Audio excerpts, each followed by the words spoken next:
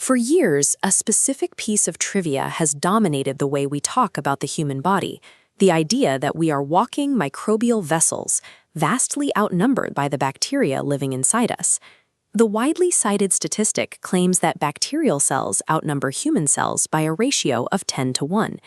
If you trace that number back to its source, it originates from a single back-of-the-envelope calculation published in the 1970s. That math relied on arbitrary assumptions, such as using an unrealistic 100-kilogram reference man for the baseline human weight.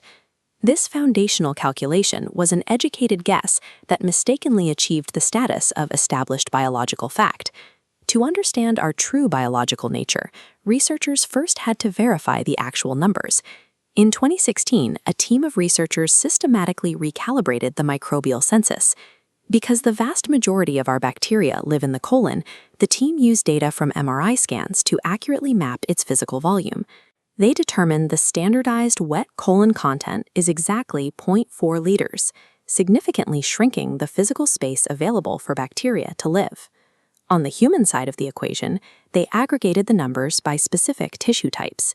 By counting high-density populations like red blood cells, they arrived at roughly 30 trillion human cells. This chart shows the recalibrated ratio, approximately 1.3 to 1, or 38 trillion bacteria to 30 trillion human cells. Despite the high cell count, the total bacterial mass accounts for only 0.2 kilograms. This near parity defines the human condition as a holobiont, a shared, co-evolved ecosystem of host and microbes. This equally matched, inseparable biological partnership represents our true nature as a species. This partnership begins from an entirely blank slate. Human development takes place in a sterile environment. The first mass colonization occurs during travel through the birth canal, where billions of maternal bacteria transfer to the infant, rapidly coating every available surface. A secondary phase of ecosystem development follows through the ingestion of mother's milk. That milk contains complex sugars that the infant's body cannot digest. These sugars exist specifically to feed friendly groups of microbes and act as decoys to deflect harmful ones. Early human development is biologically engineered to intentionally cultivate a microbial ecosystem alongside human tissue. To understand exactly what is growing in those distinct ecosystems, the National Institutes of Health launched the Human Microbiome Project. Historically, doctors studied microorganisms by attempting to isolate and grow them in laboratory petri dishes, a slow process that missed the vast majority of species that cannot live outside the body. Researchers shifted to analyzing DNA directly.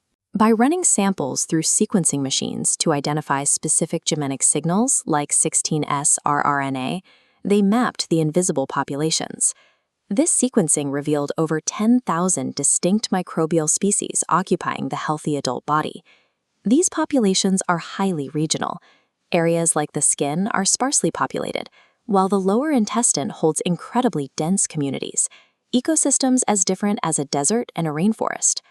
The human body operates as a diverse planetary geography, hosting unique microbial communities that differ completely from person to person. The vast majority of this biological activity takes place in the colon, the central hub for tens of trillions of our bacteria. The baseline inhabitants fall into a few distinct categories: quiet passengers that politely take up space, and harmful guests that our immune systems merely tolerate. These friendly microorganisms perform a vital metabolic role, extracting additional calories from food that the human body cannot digest itself. This diagram demonstrates colonization resistance. By existing in massive numbers, these friendly microbes form a physical, interlocking barrier that outcompetes incoming pathogens for space and nutrients. NIH researchers discovered that the specific species of bacteria matters less than the presence of the metabolic function they provide.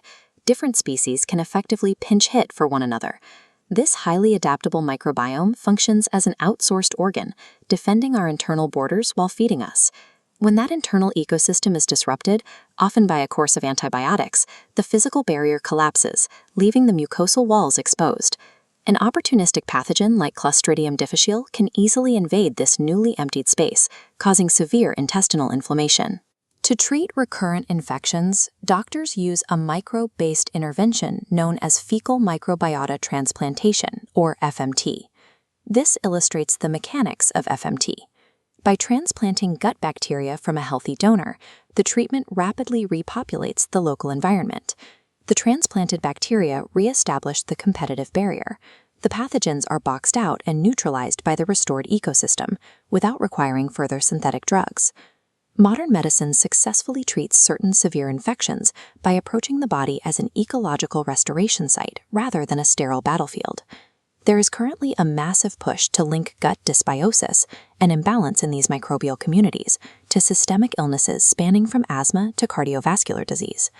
A mapping of the microbiome reveals a highly complex web of interactions, and medical researchers issue a firm scientific warning: correlation does not equal causation. An imbalanced bacterial community might not be the root cause of an illness. It is highly likely that the dysbiosis is simply a symptom of an underlying disease state altering the local environment. Advancing medical science requires respecting the complexity of this cellular pact, treating microbes as equal partners in the survival of the human holobiont.